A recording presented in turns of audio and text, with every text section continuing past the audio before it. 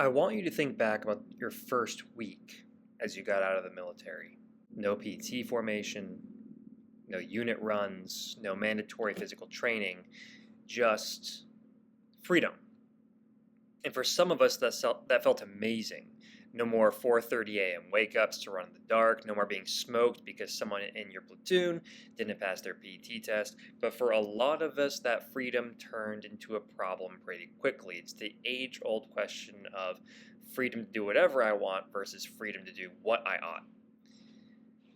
Without structure, and without someone telling us what to do, when to do it, and how to train, without that built in accountability, sometimes workouts stop happening, or they just happen sporadically and without any particular aim. Or, if you're driven, sometimes you try to replicate your military training in a commercial gym, but you wonder why your body's breaking down, and a lot of the times you're only doing what you remember. This is something that I hear in the clinic all the time. It's something along the lines of, quote, I was so disciplined while I was in, now I can't seem to stick with anything, or I can't seem to balance things out, or I just feel like I'm training the same things over and over again. The problem isn't necessarily discipline, it's the problem of trying to replicate something without an overarching plan or mission. In the military, everything had a plan, at least to some degree. If your sergeant major thought you were all slow, you had to run. If the sergeant major thought you were all weak and couldn't pass your push-ups, you did push-ups. And if they thought that you needed to work on your core, you were going to do sit-ups. A clear objective, a clear mission, and a lot of times a clear timeline. And that timeline happened to be panicking right before a PT test. But our physical training, now that we're out, needs to have the same thing, but better. A better plan, a better objective, a better timeline, resources that are allocated to that timeline, and contingencies that are built in the event of something going wrong or just not happening the way that we want it to. So today, we are finally going to build a mission-ready body plan for us now for civilian fitness, a sustainable, evidence-based training program designed for our lives, taking into account our injuries and our goals. Let's get to work. I'm Dr. H, and this is Mission Ready Body. We're going to start with the problem with training after service. Over the last 10 episodes, we've covered everything from deployment injuries to sleep, mental health, and longevity. Today, we are going to bring it all together into a practical training framework that you can actually use. But first, let's talk about why most veterans struggle with training after they get out. Problem number one, as I said earlier, is no built-in structure, because in the military, training is structured for us. Monday could be a long run, Tuesday is a strength circuit, Wednesday could be anything from sprints to a ruck march, but it's simple. We show up, we put in the work. In civilian life, almost nobody is scheduling anything for us but ourselves, and we have to self-direct, and for many of us, that's harder than it sounds because we don't really know what we're training and why. So without a clear plan, we either train sporadically when motivation strikes us. We call those weekend warriors in the clinic. We overthink it and we overplan for it, but we never truly start. Or we replicate our military training, which leads and feeds into the same problems that you'd have when you were in the military, because it turns out the military doesn't always plan for the whole body. Problem number two, replicating military training, which is one of the most common mistakes that I see. You get out, and you decide to train exactly how you did when you were in. Running every day, high volume PT, max effort workouts, no focus on mobility, no focus on recovery, and no periodization whatsoever. And that might have worked when you were in your 20s, but with the full support system of the military no longer behind you, no longer being able to go to sick call, no longer getting all that nifty nutrition guidance at the DFAC, without regular physical exams, and without, most importantly, youth on our side, from 35 to 45 to 55, suddenly we start accumulating injuries and we have a slower recovery rate. And that means we break down. Another problem is the all or nothing mentality. It's the idea that we either go hard or you go home. There's no such thing as graded effort, meaning slowly increasing effort or effort at a certain percentage. We just go in and we go ham, and that is not sustainable for civilian fitness. Life happens, work happens, the family needs attention, People need to move. If you miss a workout, it becomes I've fallen off the wagon instead of, hey, this happens. How can I get back into the gym? The all or nothing approach makes us feel guilty when we're not all in. Another problem is training around injuries without a plan. A lot of veterans have pre existing injuries or chronic pain, but there's no clear plan for training around them or making room for them. Now, first and always, if you have any pain, you should talk to a medical professional to have it examined. I'm a physical therapist, so I'm always going to make the argument that physical therapy is where you should go. And you should be evaluated and checked, and they should be able to help you develop a tailored, personalized program to get you back to doing the things that you love if possible. They can also screen for more serious injuries and help you adapt exercises. So the idea is that you won't push through pain and you won't aggravate things, but you also will avoid doing activities that you likely could do. Another problem is no clear goal. I want to get into shape again is not a goal, it's a wish. And without a specific measurable goal, your training will often likely lack direction. You show up, you do something, you leave, but over time it's not really clear what you're training or why you're training, and motivation can fade. So the solution to all of this is we need a program that has clear structure and scheduling, is appropriate for the current level of fitness that we have, and takes into account our history of injuries, builds in progressive overload so we can keep improving, includes recovery and mobility work, accounts for the realities of our lives, meaning limited time, competing interest and demands, and has clear goals that are measurable so we can track our progress. I feel like I'm talking like this, our progress. No, it's our progress. So here's what we're building today. A training program. But before you start on the road, you need to know what your destination is. So this is going to be a little bit like a mission brief. Before you execute, you need to assess the terrain. Step number 1, you need to assess your current fitness level. Being honest, where are you at now? As we've talked about before in episode 4, I believe, there's ways to measure this. Your VO2 max, your grip strength, your leg strength, your mobility, your body composition. All these are things that you can usually assess pretty cheaply. If you already have a watch, a smartwatch, you can probably determine your VO2 max. Grip strength, well, that one's pretty easy too. You can find some sort of grip strength calculator probably at some local gym or in some sort of local store. You can demo it, squeeze, and see what it says. Leg strength. How long does it take for you to do 5 times sit to stands? How many times can you do sit to stands in 30 seconds? Can you get off the floor without using your hands? These are all things we talked about before. Mobility, we've talked about it before. Can you touch your toes? Can you get a full overhead reach without trying to extend through your low spine and your lats being so tight that you can barely reach overhead? Things like this. And body composition is actually one of the more popular things that I'm seeing now, where you can go like to the YMCA or other certain gyms and you can have your body composition tested. So rate yourself honestly. Go back and listen to episode 4 if you need to. This is going to help you establish your baseline. Step 2, you're going to identify your injuries and limitations. This is what we've been covering for the last several episodes. Is it low back pain, shoulder pain, knee pain, hip pain, ankle issues? These don't necessarily mean that you can't train, especially if you've been cleared by a medical professional. If you haven't been, you likely would benefit from going to see a physical therapist and be evaluated to see what's going on. That way they can help you train. So you should not be pushing through pain, numbness, tingling, or anything like that, and you should be evaluated before you do any exercise. Once you've been cleared, you get to train intelligently around whatever it is, the history of the injury that you have. For me, for example, I have a history of a left Achilles partial tear and partial tears in my forearms. I also have history of right hip dysfunction and right shoulder dysfunction. These are all things I'm paying attention to when I'm training, and I have tailored my exercises to take all of these into account. The next step is assessing your available time. Being realistic, how much can you actually put into training? 3 days a week, 4 days a week, 7 days a week?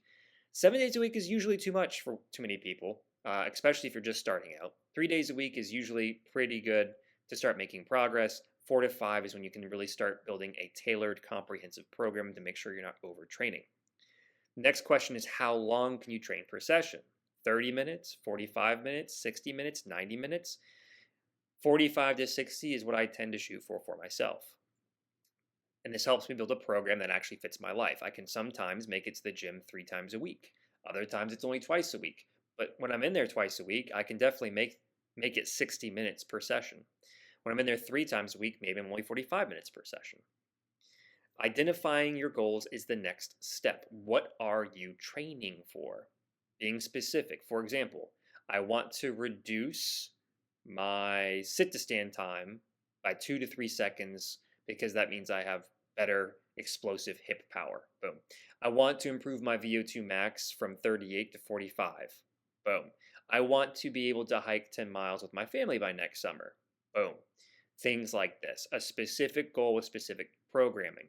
For me, for example, a lot of my goals look like I want to be able to kick the same amount of weight in a single leg knee extension with both legs. I want them to be equal. I don't want one to be 5 to 10 pounds heavier than the other. I want to be able to do my hamstring curls the same way. I want to make sure that when I'm doing a bench press with dumbbells, I am able to make sure I can press about the same weight comfortably between my two arms. I don't want my left arm to feel like it could press 10 more pounds on a dumbbell than my right. So I'm really focused on body symmetry because that helps me prevent pathology. I also want to make sure that I can touch my toes.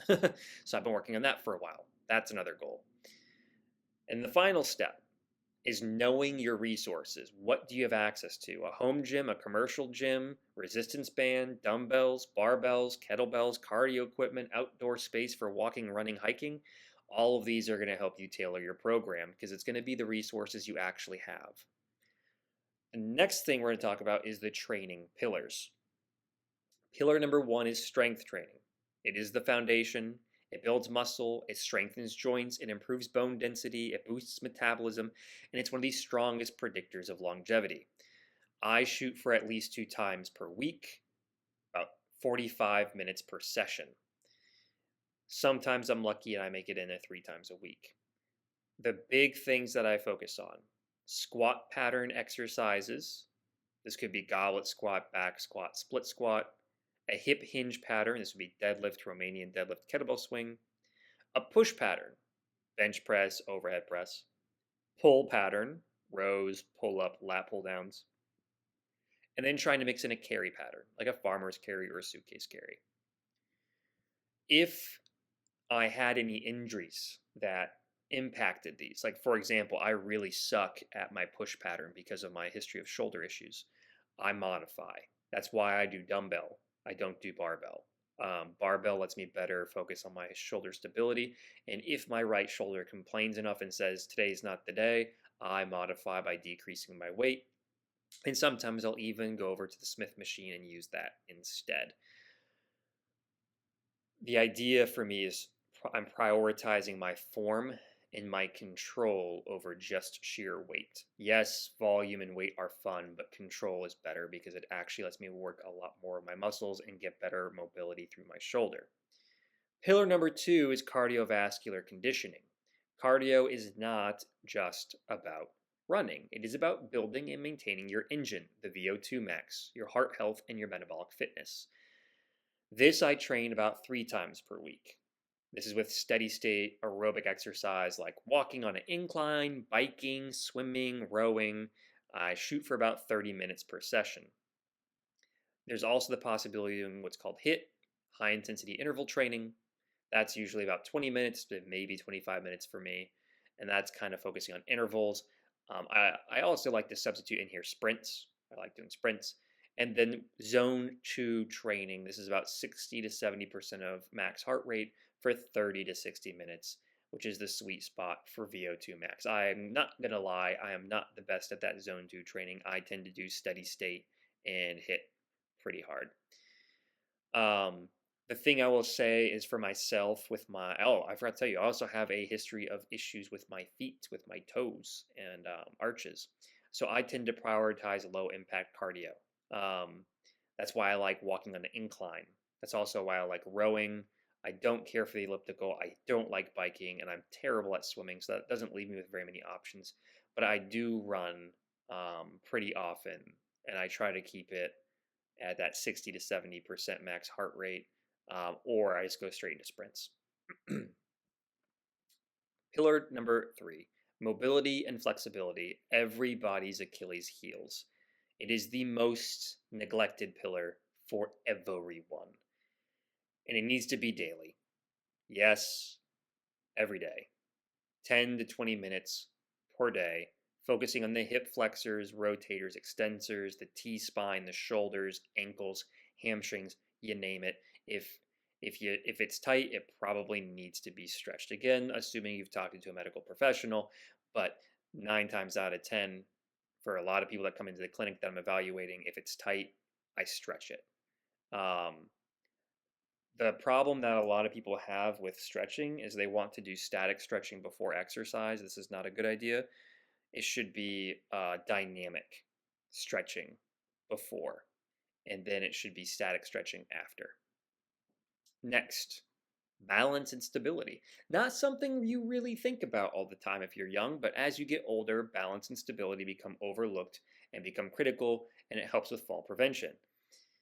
What does this really look like in my day-to-day exercises? Single leg stuff, single leg squats, single leg RDL, pistol squats, step ups, side step ups. Sometimes if I'm doing like jump rope for cardio, that could be single leg jump rope, things like that. Not really that crazy, but balance and stability become increasingly important the older you get. But if you're already kind of training single leg stuff, you're already kind of hitting this one. So good for you. Pillar number 5, recovery. It is not passive. It is an active part of your training program. You need to be getting 7 to 9 hours of sleep. You need to be drinking enough water. You need to be managing your stress. And that usually looks like weekly 1 or 2 full rest days. I spend my rest days with you, dear listener, but you could be doing that by focusing on mobility, going for a nice easy walk, maybe going to the grocery store and making sure that you're keeping your nutrition up. These are active recovery sessions as well, and it's going to include like gentle yoga, foam rolling, soft tissue work. And monthly, you're going to want to look at reducing some volume and going to an intensity of just 40 to 50% instead of trying to go up to like 70%. It also allows you time to reassess your program and progress. It's like thinking time, if you want to think about it that way. You can sit there, kind of think, evaluate how things are going, and then adjust your plan as necessary. So, drum roll, what you've probably been waiting for this entire time, sample programs. I'm going to give you 3 sample programs based on how many days per week you can likely commit to training. This would be how I would do it. Option A, 3-day program.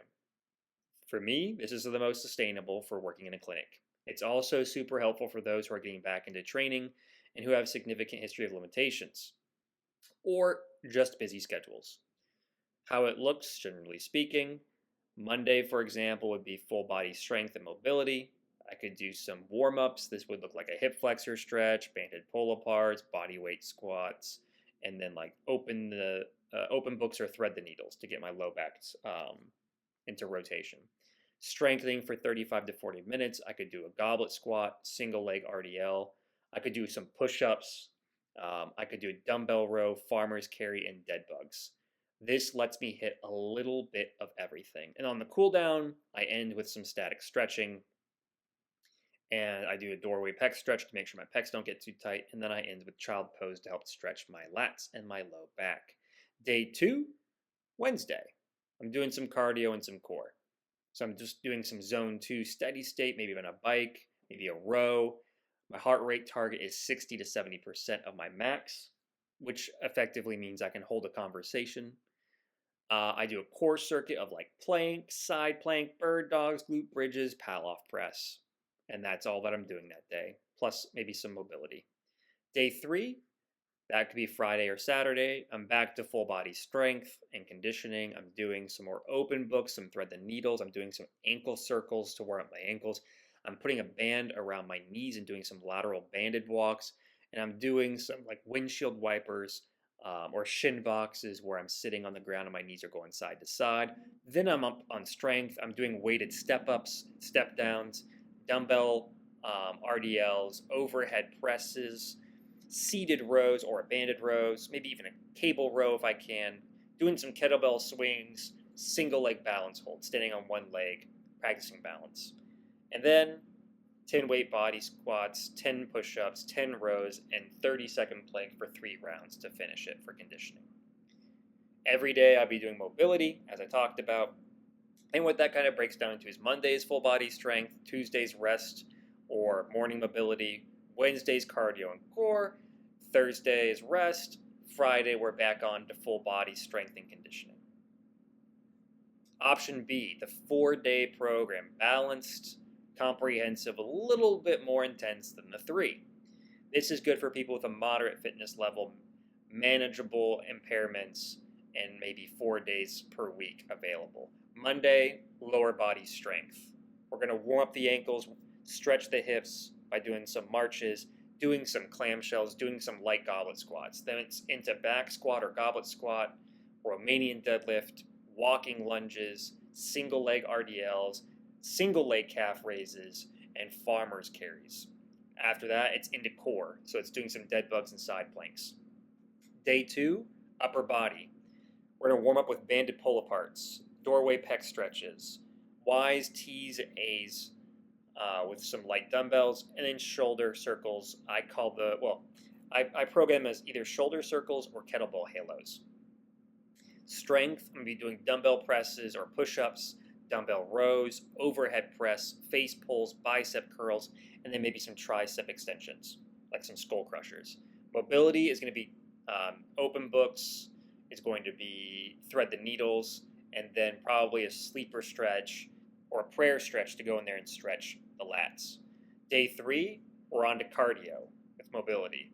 Zone 2, again, biking, rowing, maybe even incline walking, or 20-minute high intensity if I want to do some like sprints or some jump rope. Mobility afterward is going to be hip flexor stretch, static hamstring stretches, maybe some more open books to kind of make sure that my low back isn't getting tight. 90-90 hip stretch, doing some ankle dorsiflexor stretches, and then maybe a little bit of shoulder mobility and some pec stretches if during the run I felt my pecs getting tight on me. I know that sounds weird, but it is something that happens to me quite a bit when I'm running, is my pecs will tighten up. Day 4, we're now to full body power and conditioning. We're going to do a dynamic warm-up. You can do like leg swings, dynamic hamstring stretches, Y's, T's, A's, light jogging, and then it's going to go straight into strength and power. Kettlebell swings, box jumps, step-ups, push-ups with an open book rotation or a band, single arm dumbbell row, Bulgarian split squats, and then suitcase carries.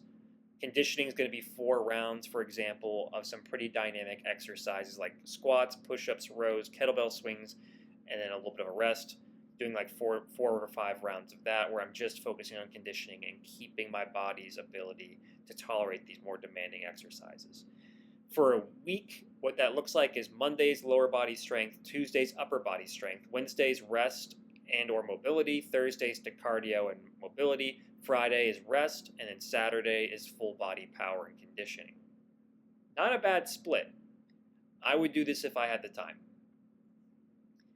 Option C would be a 5-day program, and this would be for y'all crazies that have 5 days a week free with a really solid fitness base. Basically, you're looking at day 1 being lower body strength and power of any variation. Day 2, upper body push and core. Wednesday would be cardio mobility. Thursday would be upper body pull. Friday would be full body with conditioning, and then Saturday and Sunday would be rest and or recovery. So you can, if you're at that level, you probably already have your push and your pull days set. You already have your different leg days set. I actually break my leg days apart. I'll have one that's like quad specific and calf specific and maybe lateral glute specific, and then I'll have one that is glute max, hamstring, and adductor specific. Just kind of how I break things apart if I have time to do different legs. Regardless of whatever program works for you, the secret to progress is progressive overload. Having a program is one thing, but improving it over time is another, and that is requiring and understanding progressive overload. So what is it? It's the principle of gradually increasing the demands on your body over time because your body adapts to stress. If you do the same workout with the same weight every week, you stop improving after a few weeks. But if you keep progressing slightly, whether that be in range of motion, load, or complexity of motion, you can gradually make things more difficult, and more difficult can mean stronger. One of the ways, and the simplest ways that you can do this, is just increasing the weight. It's the most common method, and it's usually adding between 5 to 10% to the load when you can complete all reps with good form. So say, for example, you've been doing goblet squats with a 25-pound dumbbell for 3 sets of 10. The next week you would try 30. Notice that I said the next week, not the next session. This is the idea of 5 to 10% complete volume increase per week, not per session. Cannot stress this enough. Not going up 5 to 10% between sessions in the same week, going up maybe 5 to 10% per week. Increasing reps. This is my favorite one, actually. Increase the weight. If you're not going to increase the weight, keep the weight the same, but do more reps. Okay, you got used to doing 3 sets of 8. Cool. Do 3 sets of 12. Boom. That way, when I go up in weight, I go back down to 3 sets of 8 with a heavier weight. But when I do the math, if I do 3 sets of 8 at 10 pounds, that's 240 pounds. If I do 3 sets of 10 at 10 pounds, well, that's 300 pounds. Okay, cool. If I can do 300 pounds, then maybe I can handle 3 sets of 8 at 12 pounds. And I don't know what the math is on that, but now that I'm thinking about it, it's probably going to be a little bit more than 300 pounds. But the idea is, if I do 3 sets of 8 at 10, and I do 3 sets of 10 at 10, if I do 3 sets of 12 at 10, well, that means I should probably be able to step it back down and handle 3 sets of 8 at 12, because I'm looking at the idea of total volume. Increase sets. This is another one. So instead of doing 3 sets of 8, I could do 4 sets of 8. That tends for me to be like the idea of I'm going to be handling more and more volume. So I tend to change set volume if I realize that for the next period of my life, however long it is, I'm going to have to be doing an exercise or a motion that is going to be higher in volume. And just going up by 1 or 2 repetitions per set isn't going to cover that volume enough. So say, for example, when I go and do leg press, I do 5 sets of 10. Because I know that I do a lot of squatting all day, every day. So I need to be able to squat kind of heavy in order to lift things off the ground, put weights away that patients are using, or demonstrate a lot of things in the gym. So squats for me is one that I just tend to do a lot of volume in. You could also decrease rest time. So if you're used to having 1.5 minutes, 2 minutes, whatever, you can kind of shorten some of the wait time, and that will help you increase the metabolic demand and cardiovascular demand on your body.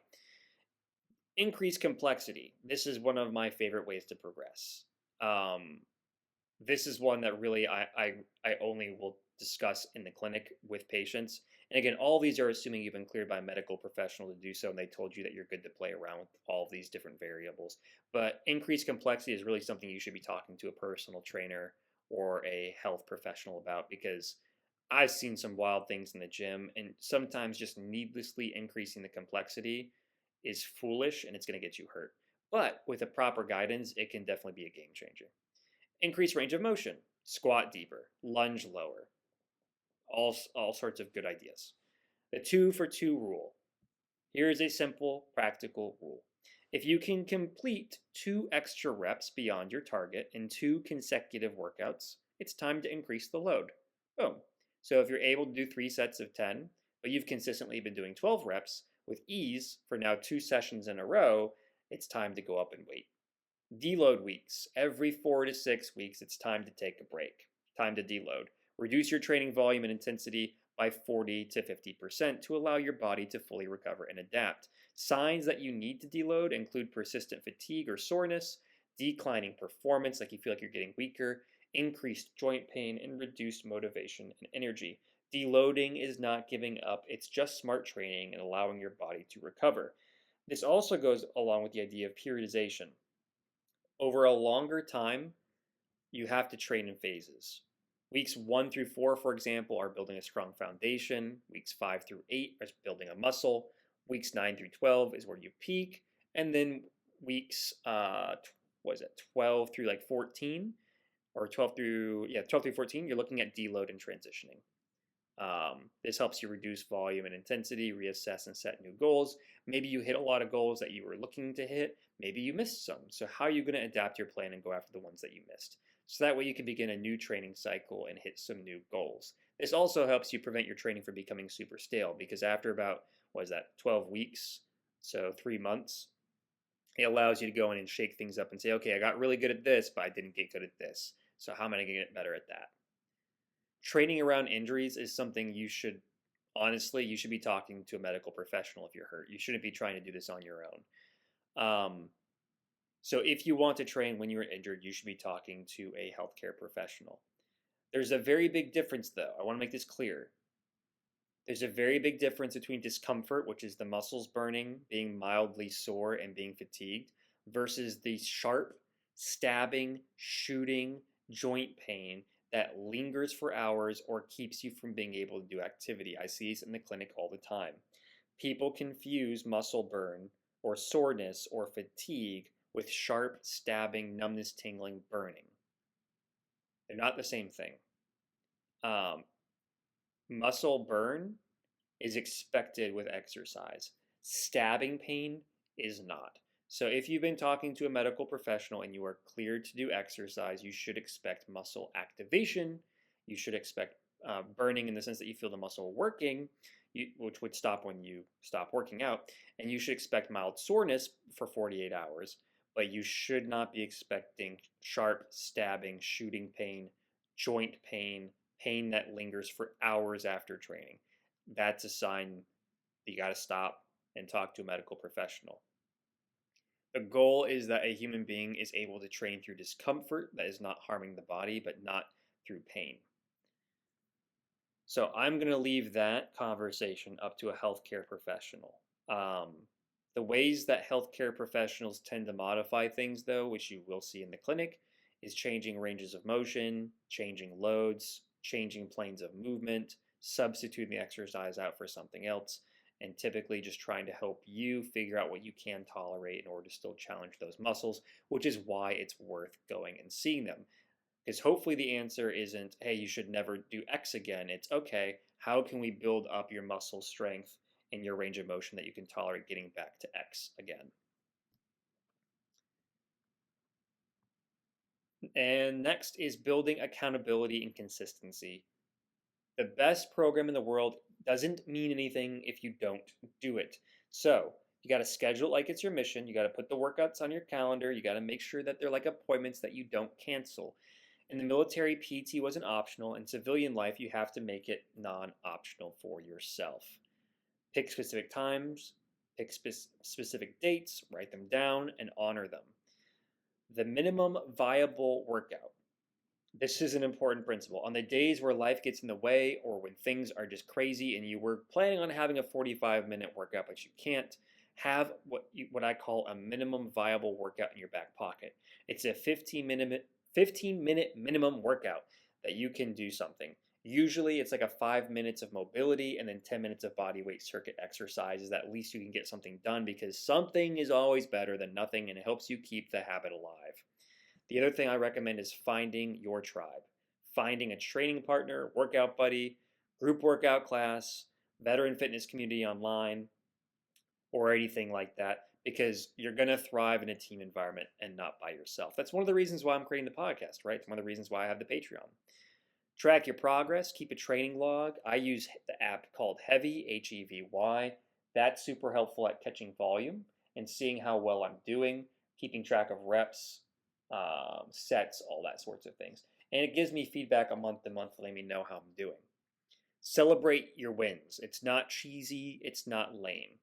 Did you crush all 3 workouts this week? Awesome. Celebrate it. Did you add 5 pounds to your goblet squat? Sick.